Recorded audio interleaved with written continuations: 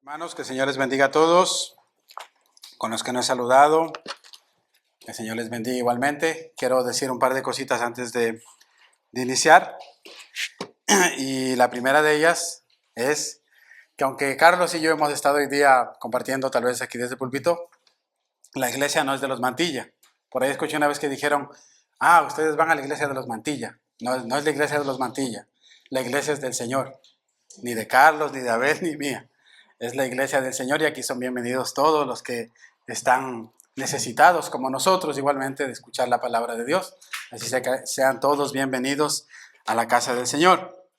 La segunda cosa que quería decir y quería pedirles amablemente que puedan ponerle silencio a sus teléfonos o los puedan poner en modo avión porque siempre hay interrupciones y aunque ustedes no lo crean, el estar parado aquí adelante necesita de mucha concentración para no desviarse.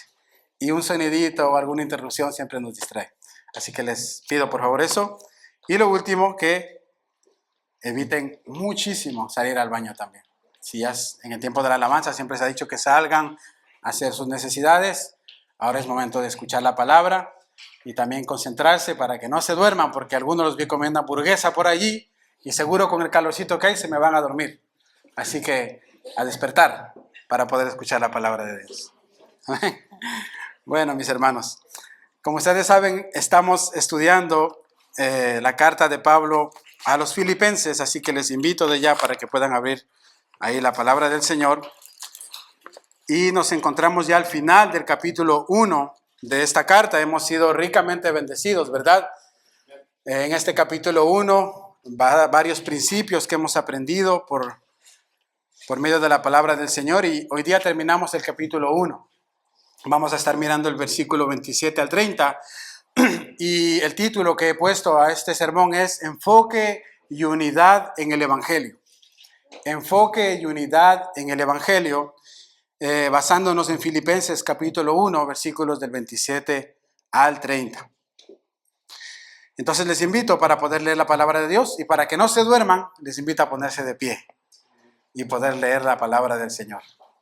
Amén. Vamos a ponernos de pie por reverencia a la palabra y vamos a ver qué nos dice la palabra del Señor aquí esta tarde. Versículo 27. Solamente que os comportéis como es digno del Evangelio de Cristo, para que sea que vaya a veros o que esté ausente, oiga de vosotros que estáis firmes en un mismo espíritu, combatiendo unánimes por la fe del Evangelio, y en nada intimidados por los que se oponen, que para ellos ciertamente es indicio de perdición, mas para vosotros de salvación, y esto de Dios. Versículo 29, porque a vosotros os es concedido a causa de Cristo no solo que creáis en Él, sino también que padezcáis por Él, teniendo el mismo conflicto que habéis visto en mí, y ahora oís que hay en mí. Amén. Hasta ahí dejamos la lectura. Pueden tomar sus asientos, mis hermanos. Me acompañan en una corta oración. Amado Dios y Padre, quiero una vez más agradecerte por este tiempo, por este día que tú nos has permitido como iglesia congregarnos, Señor, a adorarte, a bendecirte, a escuchar tu palabra, Señor. Ahora, Señor, permítenos preparar para que nuestros corazones estén preparados para recibir tu palabra, bendito Señor, para que tú hagas tu obra en medio de tu iglesia conforme a nuestras necesidades y conforme a tus riquezas en gloria y propósitos para con nosotros, Señor. Ponemos este tiempo delante de ti. Bendícenos con tu presencia, danos entendimiento, danos sabiduría, ven a quitar el velo, Señor, de nuestros corazones y permítenos contemplar tu gracia, porque te lo pedimos en el nombre de Jesús. Amén. Amén, mis hermanos.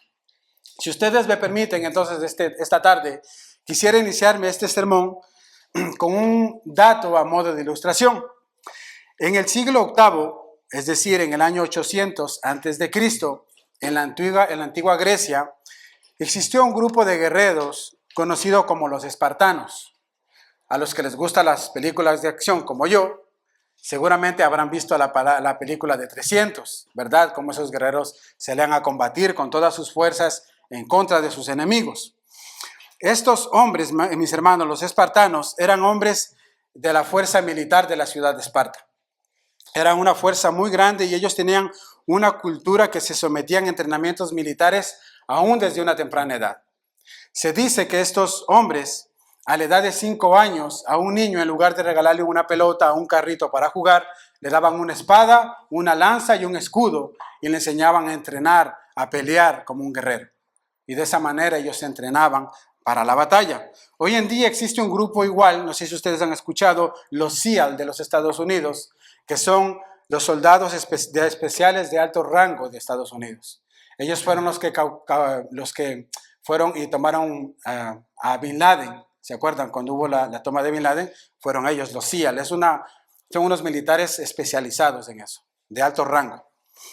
Ahora, algo que podemos destacar de los espartanos es que estos eran una civilización muy enfocada y unida. Ellos tenían enfoque y unidad y eran expertos guerreros. Como decía antes, desde pequeños se entrenaban para este tipo de cosas. Pero lo más sorprendente, mis hermanos, era la habilidad que ellos tenían para, de alguna manera, organizar estrategias de combate para ir en contra de sus enemigos. Y una de esas estrategias es llamada la aplanadora humana. Esto consistía en que colocaban en delante de ellos a los escuderos. Imagínese usted más de 10,000 hombres, 20,000 hombres unidos, y los escuderos se ponían de primero para proteger a sus compañeros. La labor de un escudero era proteger al compañero, que no le llegue un flechazo, una lanza o algún puñal. Entonces ellos se ponían delante, protegían a sus compañeros y detrás de ellos estaban los que venían con lanzas, detrás de ellos venían los que peleaban, los que eran buenos para el combate. Y de esa manera ellos iban avanzando y se iban arrasando todo lo que estaba delante. Es decir, un soldado que estaba delante se lo llevaban por encima. Esa estrategia se llamaba la aplanadora humana. De tal manera que dice que cuando sus enemigos veían a estos 10,000, 20,000, 5,000 hombres avanzar como una aplanadora, se rendían completamente porque iban arrasando con todo. Estaban unidos y enfocados en ese sentido. Y cuando, mis hermanos, vemos esto, vemos que el éxito de estos guerreros era que ellos tenían enfoque y unidad. Eran grupos de personas con estas características. Y cuando existen personas con estas características, enfoque y unidad, usted tiene a personas que están sin temor, enfocados y seguros de lo que van a hacer, como los espartanos. Ahora, si ustedes recuerdan, así también avanzaba la iglesia del primer siglo. Se nos dice en el libro de los Hechos que ellos estaban comprometidos con la enseñanza de los apóstoles, que tenían todas las cosas en común y avanzaban adelante de tal manera que no había nada que los detenga. A tal punto que cuando usted llega al libro de los Hechos, capítulo 17, uno de sus detractores dice: he aquí han llegado estos que trastornan el mundo. Han llegado a Zacato también cuando ya llegaron a Grecia. Entonces, estas personas, estos cristianos, mis hermanos, es porque ellos tenían enfoque y unidad que hicieron esto. Ellos tenían enfoque, predicar el evangelio a toda criatura, y tenían unidad. Eran una iglesia unida y tenían todas las cosas en común. Y hasta aquí cualquiera puede decir: ok, hermano Luis, usted nos está contando esto, ¿por qué? ¿Acaso se ha vuelto a las mitologías de los griegos? No, no me he vuelto a las mitologías de los griegos. Lo que quiero hacerles ver, mis hermanos, es que nosotros debemos aprender de esto para ser personas unidas, para ser un grupo, como lo que dice acá Filipenses, comprometidos con el evangelio y unidos en las doctrinas de los apóstoles. Porque el apóstol Pablo, si ustedes recuerdan, él estaba encarcelado y tenía dos opciones: o a Pablo moría y le cortaban la cabeza, o le dejaban libre. Pero también tenía la opción de que si le dejaban libre o no le condenaban a muerte, Pablo se quedaba ahí en la cárcel toda su vida o lo dejaban partir. Entonces Pablo escribe a los filipenses y de alguna manera Pablo ha venido hablando de él, de los sufrimientos que él ha tenido, de todo lo que él ha pasado, y como que en esta parte Pablo se da la vuelta a la iglesia y se dirige a ellos y les dice: pero quiero recordarles una cosa, quiero decirles algo, sea que yo vaya a verlos o no, les pido una cosa. ¿Qué es esto? Compórtense como es digno del evangelio. Ok, Pablo, ¿y cómo hacemos esto? ¿Cómo nos comportamos como es digno del Evangelio? Estén firmes, sean de un mismo espíritu, luchando unánimes por la fe del Evangelio. Es lo que le pide Pablo a la iglesia, enfoque y unidad. Entonces, en este pasaje, Pablo hace su enfoque en 3 aspectos en los cuales yo me voy a basar para que podamos comprender un poquito más esto de lo que Pablo venía diciendo. Y el primer enfoque es firmes en el Evangelio. Para los que apuntan, alguien dijo que es mejor un lápiz corto que una memoria larga, porque cuando no apuntamos nos olvidamos, y cuando venimos el viernes a la oración y decimos, hermanos, ¿qué aprendieron el domingo? Muy poquitos son los que comentan, porque ya se les olvidó en la semana. Y somos, como dice Santiago, tardos para retener lo que hemos aprendido. Entonces, firmes en el Evangelio, dice el versículo 27, solamente compórtense de una manera que es digna del Evangelio de Cristo, de modo que vaya a verlos o que permanezca ausente, pueda oír de ustedes que están firmes en un mismo espíritu, firmes. Para el apóstol Pablo, mis hermanos, una de las maneras de vivir conforme al Evangelio, de vivir de una manera digna a nuestro llamado, era estar firmes. ¿Y qué es estar firmes? Estar firmes es una posición de carácter y convicción en tu corazón. Que no haya nada que te mueva de lo que tú has creído. Que no haya nada que te mueva de la convicción que tú tienes por medio de la palabra. Es de una manera figurativa, como si tú fueras a la playa. Hemos ido a la playa, pronto iremos a la playa. Y hicieras un hueco en la tierra y te plantaras tus pies hasta aquí y no había nada que te mueva. Es de esa manera, plantados, firmes en la convicción que tienes en tu corazón. Eso es estar firme, una posición de carácter y convicción en tu corazón. Y esta afirmación el apóstol Pablo la repite casi en todas sus cartas. Quiero invitarle para que vaya conmigo a 1 Corintios 16:13. Vamos a ver algunos pasajes.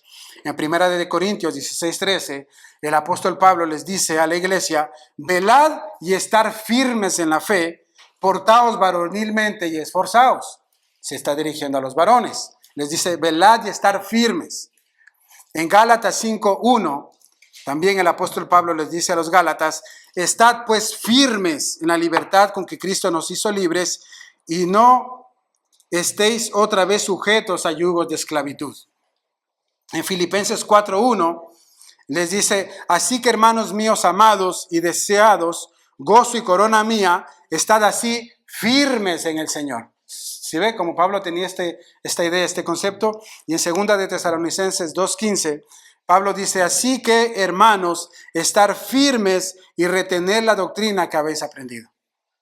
O sea, esto lo vemos a lo largo de todas las cartas de Pablo. Pablo nos manda que estemos firmes. Y la gran pregunta sería, ok, Pablo, ¿y por qué tú me pides que yo esté firme? ¿Por qué crees tú? Bueno, primeramente, mis hermanos, es porque nosotros tenemos un gran enemigo que se opone a nuestro crecimiento espiritual, que nos dificulta nuestro camino en el caminar evangelio, en el camino de la fe, en la búsqueda de Dios. ¿Quiere saber usted cuál es ese enemigo? Le invito a que vea a su hermano que está al lado suyo. En serio, mire a su hermano que está al lado. Bien, mis hermanos, ese no es su enemigo, ese es su hermano. Ese no es su enemigo. Si usted quiere identificar a su enemigo, le invito ahora sí de verdad, cuando se termine el culto, que saliendo de aquí se pare en ese espejo que está allá afuera y mire sigilosamente el enemigo que usted tiene. Porque el primer enemigo que tenemos somos nosotros mismos. Nosotros somos nuestros propios enemigos. Y por eso el apóstol Pedro en el capítulo 2, versículo 11 dijo, amados, les ruego como extranjeros y peregrinos a que se abstengan de las pasiones carnales que combaten en vuestros cuerpos. Ahí está el problema. Nosotros somos nuestro propio enemigo y tenemos pasiones carnales que combaten cada día en nosotros y nos quiere hacer desviar del camino del Señor. Pero por otro lado tenemos como enemigo al sistema y gobierno de este mundo, ¿verdad? Tenemos también este gran enemigo, todo aquello que se opone con lo que es la voluntad de Dios, todo aquello que se opone con lo que es la existencia de Dios y el obrar en este mundo, como por ejemplo las redes sociales, la música que tú escuchas, las películas que tú ves, la televisión, las ideologías de género que se levantan hoy en día, todo ese sistema del mundo que está en contra de lo que es la voluntad de Dios, eso también es nuestro enemigo, porque nos desvía la mirada del eterno, de lo que es bueno para nosotros como creyentes. Pero un enemigo aún más grande y feroz, que anda como león rugiente buscando a quien devorar, sobre todo a los que se duermen en el culto, es Satanás. Ese enemigo, mis hermanos, lo tenemos todos los días y está detrás de nosotros, esperando para acecharnos, esperando para tentarnos, para comernos de un solo bocado. Y es por eso que nosotros tenemos que estar firmes todos los días. Todos los días tenemos que estar firmes, mis hermanos. Es por eso que en esta iglesia local, no en estas cuatro paredes, sino nosotros que somos el cuerpo de Cristo, que somos la iglesia, debemos permanecer firmes, plantados en la roca que es Cristo. Plantados en la roca, puesto nuestra mirada en el Señor. Efesios 6:10, el apóstol Pablo dijo: por lo demás, fortalezcanse en el Señor y en el poder de su fuerza. Revístanse con toda la armadura de Dios para que puedan estar firmes contra las acechanzas del diablo.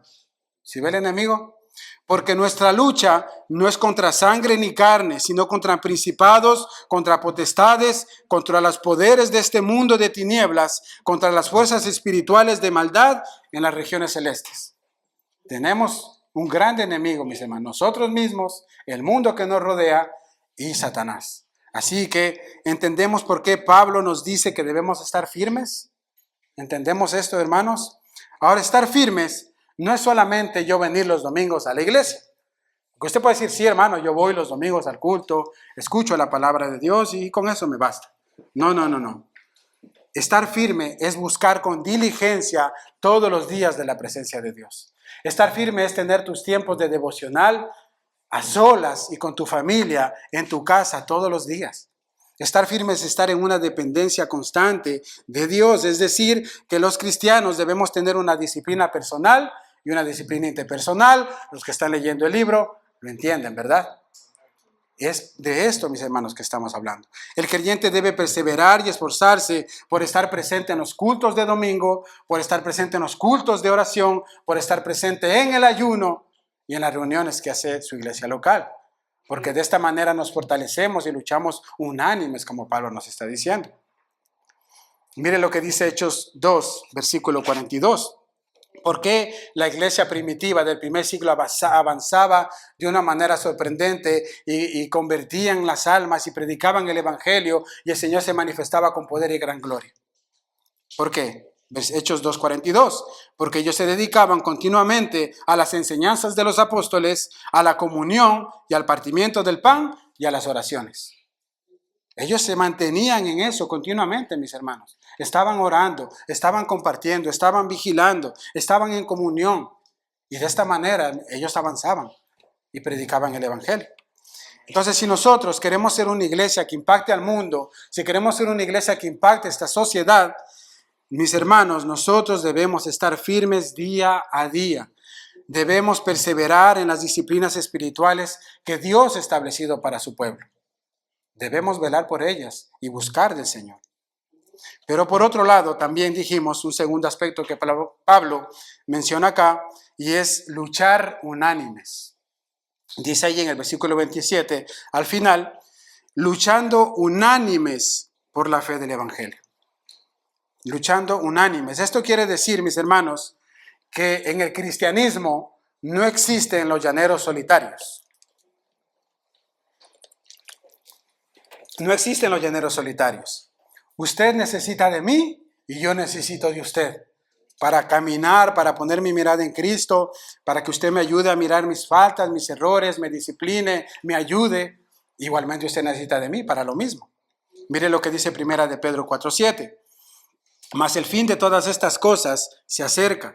Sed pues sobrios y velad en oración. ¿Ve? Y ante todo, tened entre vosotros ferviente amor, porque el amor cubrirá multitud de pecados. Hospedaos los unos a los otros sin murmuraciones. Cada uno según el don que ha recibido, ministrelo a los otros como buenos administradores de la multiforme gracia de Dios. Nos necesitamos los unos a los otros. Usted tiene dones que me benefician a mí, yo tengo dones que le benefician a usted. Y debemos marchar juntos, unánimes en el espíritu. Yo no puedo usar los dones que Dios me ha dado solo para mí, para mi edificación y crecer yo solo. Yo tengo que compartirlo con mis hermanos. Mantengámonos entonces en un mismo espíritu. Pablo dice aquí, manténganse en un mismo espíritu. Y esto significa, mis hermanos, dar prioridad a lo esencial. ¿Y qué es lo esencial? Cristo, el Evangelio. Debemos dar prioridad a eso, no fijarnos en los detalles. Yo no sé si usted se ha fijado, mis hermanos, pero las personas que estamos aquí somos diferentes. No sé si usted lo ha notado. Somos completamente diferentes. Cada uno tiene un temperamento, cada uno tiene un punto de vista, cada uno tiene sus gustos personales. A uno les gusta un tipo de música, a los otros les gusta otro tipo de música. Uno viste de una manera, el otro viste de otra. Somos muy diferentes, ¿verdad? Y tenemos muchas cosas tal vez que no estamos de acuerdo, tal vez. Pero mis hermanos, nosotros debemos tratar de buscar la unidad en lo esencial, que es el Evangelio. El Evangelio nos une. La gracia de Dios nos une. La causa de Cristo nos une. Y ahí debemos estar juntos y debemos luchar unánimes. Entonces, la idea de mantener un mismo espíritu es valorar como prioritaria la vida de Dios que está en mí y también en mi hermano. Valorar como prioritaria la vida de Dios que está en mí y también la que está en mi hermano. Eso es mantenerse en un mismo espíritu. Yo valoro el Cristo que mi hermano tiene dentro y mi hermano valora el Cristo que yo llevo dentro. Y a pesar que haya diferencias, diferentes modos de pensar, nos mantenemos firmes por el Evangelio. Eso es avanzar unánimes, mis hermanos. Por el Evangelio y la gloria de Dios. Este mismo deseo de unidad entre su pueblo o para su pueblo lo tenía Cristo. ¿Ustedes recuerdan la oración de Cristo al Padre en el Evangelio de Juan capítulo 17? Vaya conmigo ahí al Evangelio de Juan capítulo 17, versículo 21.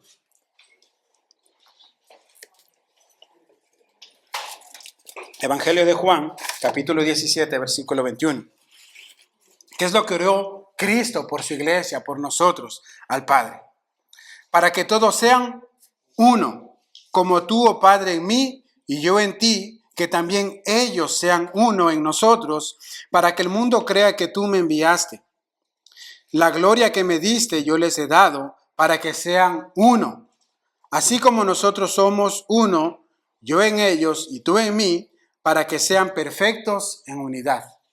Esa fue la oración que Cristo hizo al Padre por su iglesia.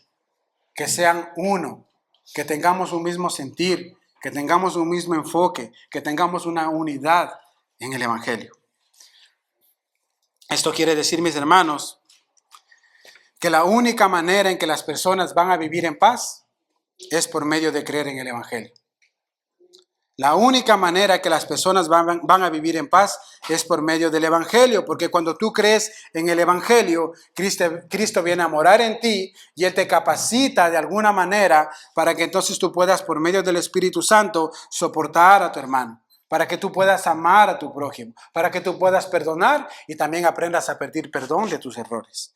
Y de esa manera el Señor, cuando viene a morar en el corazón del hombre, trae paz a nuestras vidas.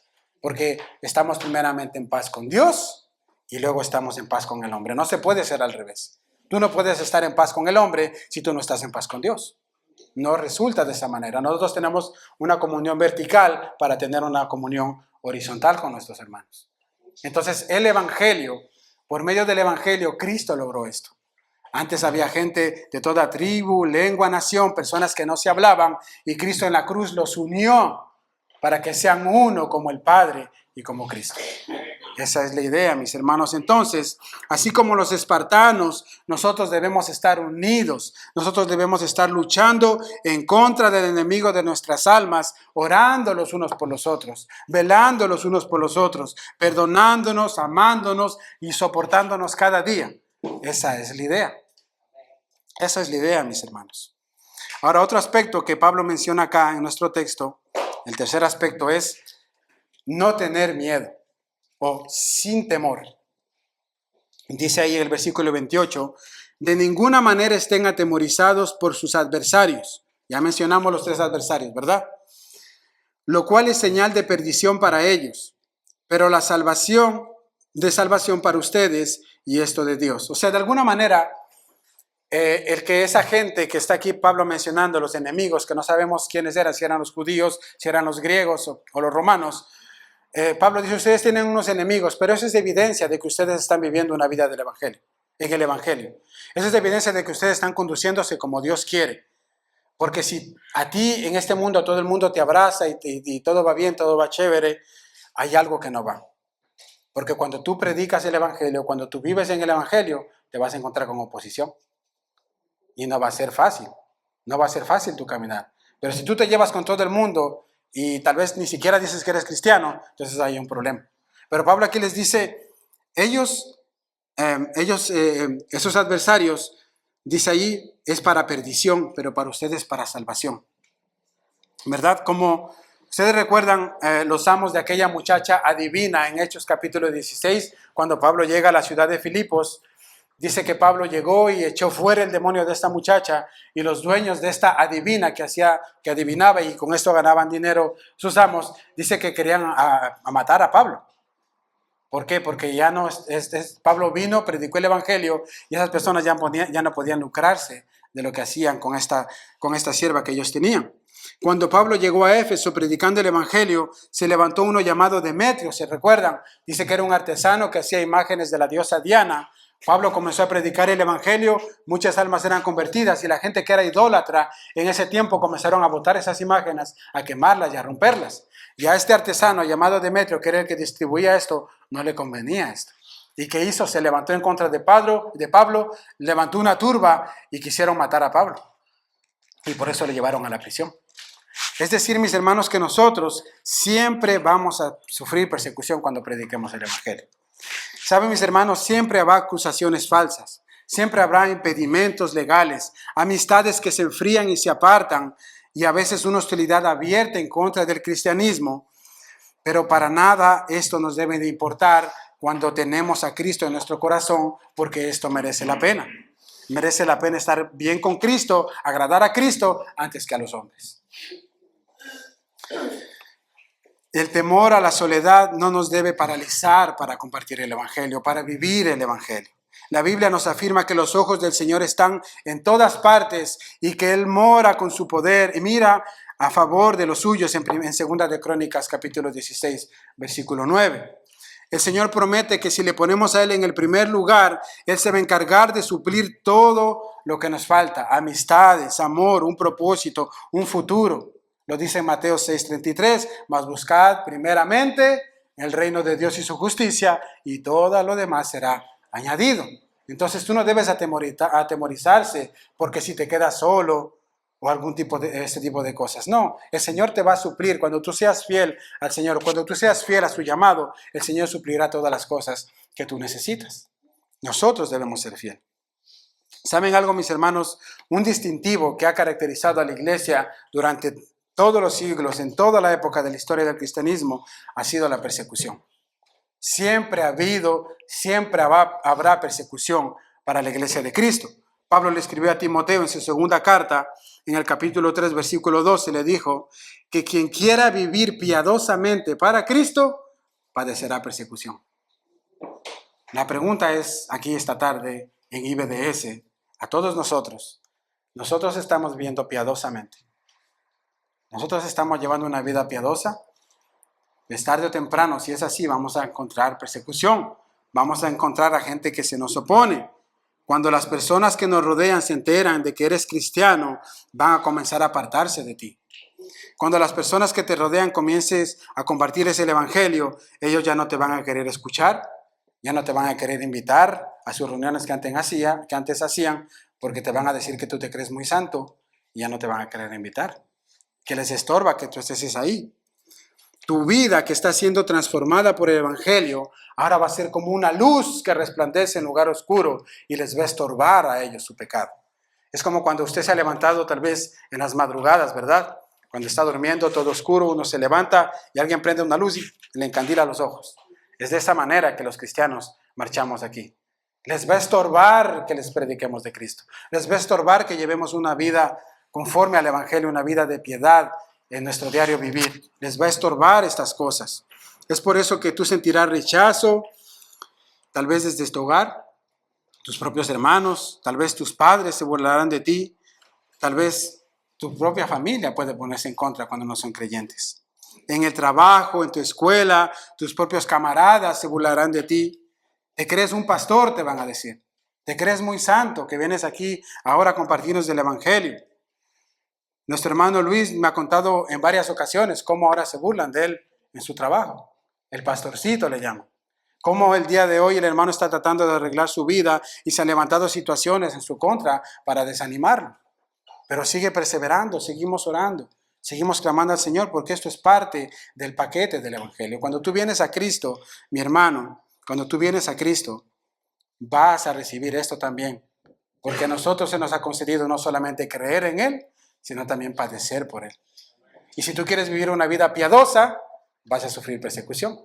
¿Sí ve? Eso está ahí adentro, está incluido. Eso es algo normal, mis hermanos. Mis hermanos, si tú estás siendo atacado de alguna manera por causa de tu fe en Cristo, si tú estás de alguna manera siendo rechazado, siéntete privilegiado por esto. Es un privilegio haber creído en el Evangelio, pero es un privilegio que el Señor nos ha concedido sufrir por el Evangelio también. Es un privilegio, mis hermanos. El apóstol Pablo sabía esto y por eso él escribió versículos antes: para mí el vivir es Cristo y el morir es ganancia. No importa si el mundo me rechaza, no importa si me dan espalda, yo tengo a Cristo en mi corazón y eso es vida para mí. Y si me matan, si me cortan la cabeza, no me importa, yo voy con Cristo. Eso decía Pablo. Pablo entendió esto y por eso nos está recordando.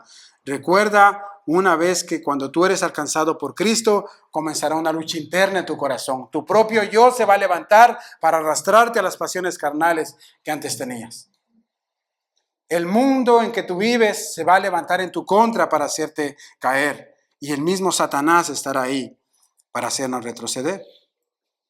En Primera de Pedro, capítulo 1, versículo 3, lectura que se leyó al inicio, el apóstol Pablo dijo: bendito el Dios y Padre de nuestro Señor Jesucristo, que según su grande misericordia nos hizo renacer para una esperanza viva por la resurrección de Jesucristo de los muertos, para una herencia incorruptible, incontaminada, inmarcesible, reservada en los cielos para vosotros, que sois guardados por el poder de Dios mediante la fe, para alcanzar salvación que está preparada para ser manifestada en tiempo postrero, en lo cual vosotros os alegráis. Nos alegramos de la salvación que hemos recibido. Aunque ahora por un poco de tiempo es necesario, tengáis que ser afligidos en diversas pruebas. Vamos a ser afligidos en diferentes pruebas. ¿Y por qué es necesario que el cristiano pase por diferentes pruebas?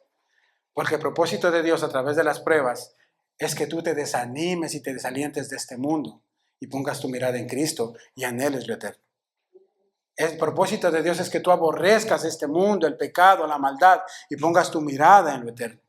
Y por eso Dios te permite muchas veces pasar por pruebas, por dificultades, por luchas, para que no te amarres a este mundo, para que tú sueltes este mundo y cojas y corras a la cruz de Cristo y te abraces de ella con toda pasión. Mis hermanos, nosotros vamos a recibir amenazas de este mundo hostil, porque este mundo hostil quiere vivir una vida cómoda y libertina, porque la santidad que merece el mensaje de Cristo va a ser opuesta a la inmoralidad y el libertinaje de los hombres. Por ejemplo, mis hermanos, para el cristiano, las relaciones sexuales son el diseño de Dios para el hombre y este debe ser disfrutado en el marco del matrimonio entre un hombre y una mujer. ¿Verdad? Eso es lo que nos dice la palabra de Dios. Pero la visión del mundo, ¿cuál es la que nos plantea? Un sexo libre, como tú quieras, sin responsabilidades y sin restricciones. Entonces es contrario a lo que nos enseña la palabra de Dios. Nuestra visión de la dignidad humana, para nosotros, todo ser humano merece respeto y dignidad porque todos somos portadores de la imagen de Dios. ¿Verdad? Pero la visión de este mundo plantea que hoy en día te dicen que el aborto es el derecho a las mujeres que pueden hacer con sus cuerpos lo que ellas quieren, a tal punto que llegan a atentar con la vida de un ser humano aún antes de que nazca. Pero eso es contrario a lo que nos enseña la palabra de Dios. Y si usted quiere comprobar esto, le invito para que en sus redes sociales hable acerca del aborto, en contra del aborto, y verá cómo se van a levantar las voces en contra y van a querer callarlo y apagarlo. Porque el mundo, mis hermanos, no quiere obedecer a Dios, pero el mundo tampoco puede obedecer a Dios, como dijo el apóstol Pablo. El mundo no quiere obedecer a Dios no porque Dios no exista. El mundo no quiere obedecer a Dios porque no quiere rendirle cuentas a Dios. Yo no quiero que Yo no quiero creer en un creador porque yo tengo que rendirle cuentas y creer. Entonces me invento y digo, Dios no existe. Y puedo vivir mi vida como si Dios no existiera. Un filósofo ateo llamado Tomás Nagel dijo una frase muy interesante. Él dijo, yo deseo que el ateísmo esté en lo cierto. El ateísmo es la no creencia en Dios. Y me siento muy incómodo ante el hecho de que algunas de las personas más inteligentes y bien informadas que conozco sean creyentes, decía este hombre. Y al final dijo, yo no creo que Dios exista, pero tampoco quiero que Dios exista. Era sincero el hombre, dice, yo no creo que Dios, pero tampoco quiero que Dios exista. ¿Por qué? Porque no quiere rendir cuentas a su creador. No quiere rendirle cuentas. Entonces, el ateísmo, mis hermanos, es simplemente hombres que no quieren creer que existe un creador.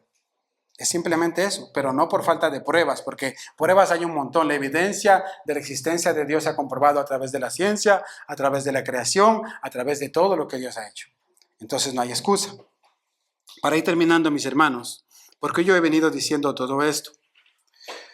Porque es una realidad a la que nos enfrentamos cada día y es una realidad a la que nos vamos a enfrentar cada día más profundamente. En este mundo nosotros vamos a vivir hostilmente porque las personas están en contra del Evangelio, están en contra de la palabra de Dios. Y ese odio seguirá aumentando cada día más, a tal punto que un día hasta van a cerrar esta iglesia y no nos van a permitir reunirnos. Y es por eso que nosotros, mis hermanos, que somos padres y que tenemos generaciones que siguen detrás de nosotros, debemos orar, debemos clamar al Señor, para que el Señor de alguna manera nos ayude a compartir el Evangelio y que muchas personas vengan a Cristo para que esa hostilidad sea por lo menos retenida un poco de tiempo más o por lo menos hasta cuando el Señor vuelva. ¿Ustedes se imaginan la perversidad y la maldad que habrá después cuando nosotros partamos de esta tierra?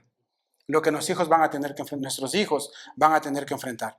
¿Y qué estamos haciendo como padres? ¿Estamos durmiendo? ¿Estamos orando? ¿Estamos clamando a Dios? ¿Estamos buscando cada día del Señor? ¿O nos estamos dejando llevar por la marea? Nosotros debemos despertar, mis hermanos, porque el mundo va a estar cada día más hostil y en contra del Evangelio. Es por eso que lo que el apóstol Pablo plantea en este pasaje es que el odio de los hombres se resiste con el amor entre hermanos.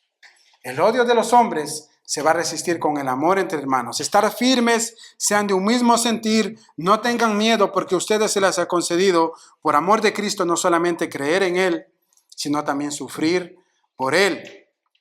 Es lo que dice el apóstol Pablo, mis hermanos. Y esto quiere decir que la iglesia, mis hermanos, la iglesia debe ser un lugar de refugio. La iglesia debe ser un lugar como un oasis en medio del desierto, porque todos nosotros que venimos enfrentando ese mundo perverso, contaminado del pecado, con rechazo, con burlas, con personas que nos dejan solos, todas esas cosas que venimos sufriendo como cristianos, cuando nosotros llegamos a esta iglesia debemos recibir amor, debemos recibir perdón, misericordia, acogimiento. Debemos mostrar ese amor a todos los hermanos que llegan a este lugar, sin mirar por encima del hombro a nadie, sin torcerle la cara a nadie. La iglesia está llamada a ser un lugar de refugio para el perdido, un lugar de refugio para las personas que están cargadas y trabajadas del mundo, del pecado, de todas estas cosas, mis hermanos. Nosotros haremos bien en hacer esto. ¿Por qué? Porque como iglesia, como creyentes, tenemos este mandato de parte de Cristo. Vaya conmigo a Juan, capítulo 15. Juan, capítulo 15, versículos 12, y luego vamos a mirar el 17. Mire lo que dijo el Señor allí. El Señor nos ha dejado un mandamiento a todos nosotros, los que somos creyentes. El Señor dijo, este es mi mandamiento, que se amen los unos a los otros, así como yo los he amado. ¿Cuál es el mandamiento del Señor? Juan 15, versículo 12, que nos amemos los unos a los otros, así como yo los he amado. Y el versículo 17 dice, esto les mando, que se amen los unos a los otros. Si el mundo los odia, sepan que a mí me ha odiado, dice el Señor. Así que si ustedes fueran del mundo, el mundo amaría lo suyo. Pero como no son del mundo, sino que yo los escogí de entre el mundo, por eso el mundo los odia. Versículo 20, acuérdense de la palabra que yo les dije, un siervo no es mayor que su Señor. Si a mí me persiguieron, a ustedes también los van a perseguir. está incluido en el paquete, mis hermanos. Está incluido en el paquete la persecución, el rechazo, el odio hacia el cristianismo. ¿Y cuál es el estándar o la medida para amar a mi hermano? El amor de Cristo. De la manera que tú has sido amado, de la manera que tú has sido perdonado, solamente tú lo sabes en tu corazón, tú estás llamado a amar y a perdonar a tu hermano. Esa es la medida que el Señor nos da. Y es una medida muy alta. Y nosotros debemos estar dispuestos a cumplirla. Esto quiere decir que no tenemos el derecho de tener ninguna actitud hostil hacia ningún hermano dentro de la iglesia. Porque si tú estás haciendo esto, estás en contra y estás pecando lo que nos dice la palabra de Dios. Porque en la iglesia nosotros debemos modelar el amor, el afecto, la protección, porque en el mundo enfrentarás odio, rechazo y persecución. Segunda pregunta para los miembros de Iglesia IBDS. ¿Estás tú reflejando esto en tu vida? ¿Reflejas tú este amor hacia las personas que llegan? ¿Reflejas tú este amor hacia los hermanos que te rodean? ¿O te estás haciendo el de oídos sordos y estás viviendo tu vida como un llanero solitario? Recuerden que el odio y la oposición de este mundo se van a resistir con el amor que nosotros mostremos hacia nuestro prójimo, mis hermanos. Para ir aplicando esto y terminar, mis hermanos, aquí tenemos a un hombre de Dios, el apóstol Pablo, que nos está diciendo estar firmes. Y Pablo escribió esto hace más de 2000 años. Y hoy en día, ¿cómo están las cosas? Hoy en día deberíamos estar más firmes todavía, porque hay muchas cosas que se vienen en contra, mis hermanos. El mundo se está volviendo cada vez más hostil a todo lo que tiene que ver con Dios, a todo lo que tiene que ver con el diseño de Dios, con su creación. El enemigo se está levantando en contra.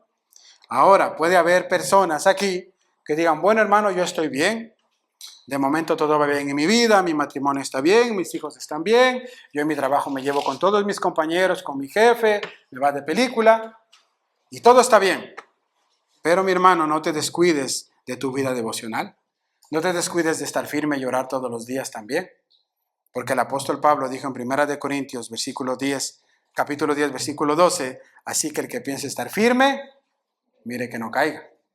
El que piense estar firme, mire que no caiga. Esa es una advertencia que nos da el apóstol Pablo acá. Nuestros corazones necesitan cada día de la gracia y de la comunión de Dios, de la gracia y el compañerismo cristiano entre hermanos, de la confesión los unos con los otros, para que podamos marchar firmes hacia la patria celestial. Nosotros debemos velar en amor por nuestros hermanos, en oración, mis hermanos. El único requisito para estar firme entonces que necesitamos es, mis hermanos, que nosotros necesitamos de personas que nos pastoreen, cada uno de nosotros. ¿Saben algo? El trabajo de acompañar, mis hermanos, en la iglesia, no es solamente de los pastores, no es solamente de los líderes. En la iglesia, mis hermanos, yo discipulo a otros y otros deben discipularme a mí. En la iglesia yo acompaño a otros en su caminar del evangelio y otros me acompañan a mí. Es de esa manera que marcha la iglesia. El discipulado estamos llamados todos a hacerlo, de alguna manera. Yo discipulo y debo ser discipulado. Yo enseño y debo ser enseñado. Es de esa manera que vamos a caminar firmes hacia lo que el Señor nos está llamando, mis hermanos. Y termino con las palabras del apóstol Santiago, en Santiago capítulo 4, versículo 7. Dijo allí Santiago, someteos pues a Dios, resistir al diablo y huirá de vosotros. Someteos pues a Dios, resistir al diablo y huirá de vosotros. Que el Señor nos ayude, mis hermanos. Vamos a orar. Amado Dios y Padre, queremos darte gracias por tu palabra en esta tarde, Señor. Bendito Dios, una de los modelos que vemos en la iglesia, que avanzaba, Señor, firme, que avanzaba, Señor amado, unida, es justamente porque ellos tenían enfoque y tenían unidad, Señor amado. Y es nuestra oración y es nuestro clamor en esta hora que así tú nos ayudes, Señor, a enfocarnos, bendito Dios, en lo que es tu palabra, a enfocarnos en las cosas de arriba, en lo eterno, a poner nuestra mirada en el cielo, Señor. Pero que también que tú nos ayudes a enfocarnos en la unidad, a yo buscar unidad, a yo buscar ayudar a mis hermanos, servir a mis hermanos con los dones y talento que tú nos has dado a cada uno de nosotros, Señor. Ayúdanos tú, Padre eterno, para haciendo estas cosas, como dice también Pedro, no estemos ociosos, Señor, sino que estemos trabajando todos los días, orando los unos por los otros, velando, Señor, compartiendo el Evangelio, Padre eterno. Ponemos nuestras vidas en tus manos en esta tarde, Señor, y te pedimos que en esta semana, Señor amado, tú nos guardes y nos libres de todo mal. Que tú guardes nuestros corazones, Señor, guárdanos de toda tentación, guárdanos de todo pecado, guárdanos de este mundo, Señor, guárdanos de nuestro enemigo que anda como león rugiente buscando a quien devorar, y ayúdanos a enfocarnos en lo eterno, Señor, porque te lo pedimos en el nombre de Cristo y para la gloria de tu nombre. Amén. Amén, mis hermanos. Dios les bendiga.